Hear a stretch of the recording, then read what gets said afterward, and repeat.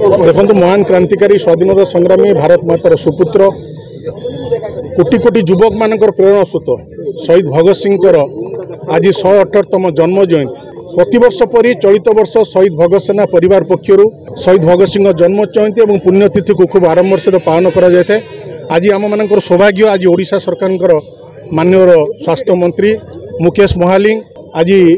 आमर सांसद अभिमन्यु सेठी महोदय एवं कोरेर विधायक श्री आकाश दास नायक महोदय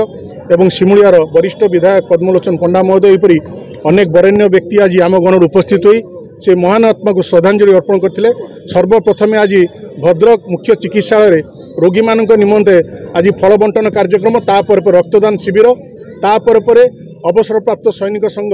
कार्यालय परिसर में शहीद भगत सिंह एक प्रतिमूर्ति उन्मोचन तापर शहीद स्मृति भवन परिसर में से महात्मा उपलक्षे एक श्रद्धांजलि सभा अनुष्ठित होता। आम समस्ते जानते भगत सिंह मात्र 23 वर्ष बयस ये देशपाई ये जातिपाई जो बलिदान देते निजर जीवन सर्वोच्च बलिदान से बलिदान को स्मरण करने आगामी पीढ़ी मान जीवित रखापी आम मानकर प्रथम गोटे दाबी था शहीद भगत सिंह को राष्ट्रपुत्र आख्या मान्यता मिलू। आज यही अवसर में माननीय सांसद माननीय मंत्री माननीय विधायकगण में ये विषय वस्तु को संसद एवं विधानसभा उपस्थापन करने समस्त आवाहक हिसाब से अनुरोध को रखिली और विशेष धन्यवाद देवी शहीद भगत सेनार समस्त युव कार्यकर्ता को जो मैंने आज भी से महान क्रांतिकारी जो बलिदान को स्मरण करी आज जन्म जयंती को आरंभ सहित पालन करते। धन्यवाद। आज शहीद भगत सिंह आडंबर मध्य पालन करा धन्यवाद देवी शहीद भगत सिंह सेनार आपण मानकर सीतांशु भाई अभिनव उपाय सेवा कार्य को राष्ट्र प्रथम कनसेप्टा को भद्रक रे दीर्घ 17 वर्ष धरी कार्यक्रम को चलाउछंती एवं विभिन्न सेवा संगठन को मध्य आज पुरस्कृत करागला एवं मो आशा रखुची जे शहीद भगत सिंह सेनार जो मुख्य आमर आपण मानकर विधायक सीतांशु भाई ये कार्यक्रम को लंबा समय पर्यंत जारी रखंतु एवं शहीद भगत सिंह जो फिलोसफी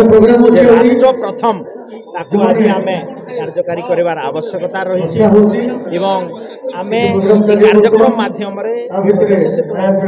मोदी जी जो नेतृत्व रे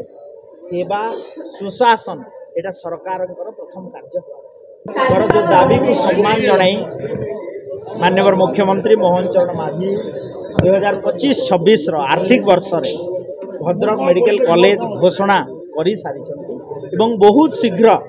तो समय कहूना आम एवं निकट में माननीय केंद्र स्वास्थ्य मंत्री नड्डा जी सहित देखा करूँ लेटर ऑफ परमिशन आम सहित कथा बहुत शीघ्र आमर